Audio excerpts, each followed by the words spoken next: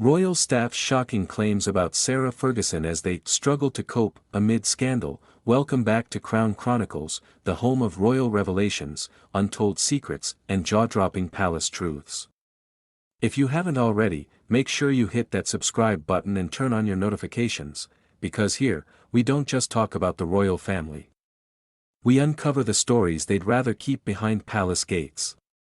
And today, we're diving deep into a royal storm that's once again surrounding Sarah Ferguson, the Duchess of York, a woman who's lived her entire adult life walking the fine line between redemption and ruin. This time, shocking claims have surfaced from former royal staff members, painting a picture of chaos, conflict, and emotional turmoil inside the royal household during one of the darkest chapters of Sarah Ferguson's life. From her headline-making scandals to her reported emotional outbursts and her fight to stay afloat amid mounting public humiliation, those who once worked closely with Fergie are finally opening up, and what they have to say is sending ripples through royal circles all over again. To understand how things reached this breaking point, let's rewind to the late 1980s, the so-called golden age of royal fairy tales. Sarah Ferguson entered the royal scene like a breath of fresh air. She was fun, fiery, full of laughter, and brought something different to the often reserved royal family.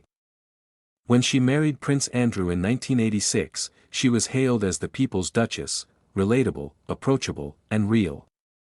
But behind the palace walls, her free-spirited nature didn't always mesh well with the royal system's suffocating traditions. According to insiders, that tension was palpable. One former staff member reportedly described life working for the Duchess as a roller coaster that never stopped. While Sarah was said to be charming and kind-hearted, she also had moments of volatility, mood swings, and intense emotional pressure, especially as her marriage began to crumble.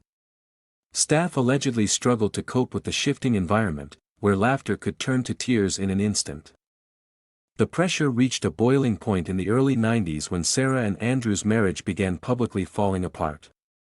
With constant media scrutiny and rumors swirling, palace aides say that every day felt like crisis control.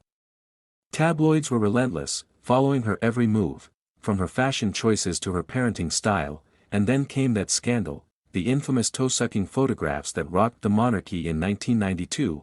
According to one former aide, it wasn't just the headlines, it was the humiliation inside the palace. People didn't know how to respond. It felt like the entire royal household was in panic mode. Another claimed that senior staff were ordered to contain the damage, trying desperately to protect the Queen from embarrassment as newspapers splashed the images across front pages worldwide. For the royal staff, it was chaos. For Sarah, it was devastating, yet, even in the aftermath of that scandal, Sarah refused to fade quietly into obscurity. She remained defiant, some might say stubbornly so, and tried to reinvent herself as a public figure in her own right. But those close to her claimed that behind her brave smile, she was battling isolation and heartbreak. One insider reportedly revealed, Sarah felt abandoned. She believed she'd been thrown to the wolves. And while most royals might have tried to lay low, Sarah embraced the media, perhaps too much for the palace's liking. She gave candid interviews, wrote books, and appeared on television, often sharing deeply personal reflections. Staff who worked with her during those years say it was emotionally draining. She was determined to control her own narrative, one said, but it came at a cost. She was constantly fighting, with herself, with the press, with the system. By the late 1990s and early 2000s, Fergie's financial troubles began to mount. From business ventures gone wrong to staggering debts, her life became a public spectacle once again. Royal aides described those times as unbearable, saying the Duchess was often under immense stress, desperate to stay relevant while juggling the fallout of her mistakes. It was heartbreaking to watch, a staffer admitted. She wanted to do good, but trouble seemed to follow her everywhere. Then came the 2010 Cash for Access scandal, when undercover reporters filmed her allegedly offering to sell introductions to Prince Andrew for money. That incident sent shockwaves through the royal establishment, and according to reports, it also sent staff morale plummeting. One insider confessed, people were exhausted.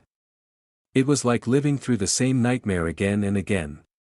You just fix one scandal, and another would explode. Even so, Sarah somehow always found a way to bounce back. Her resilience, her humor, and her undeniable charm helped her rebuild bridges, slowly. Painfully, but steadily. Those who knew her best say she had an extraordinary ability to reinvent herself, even when everyone else thought she was finished.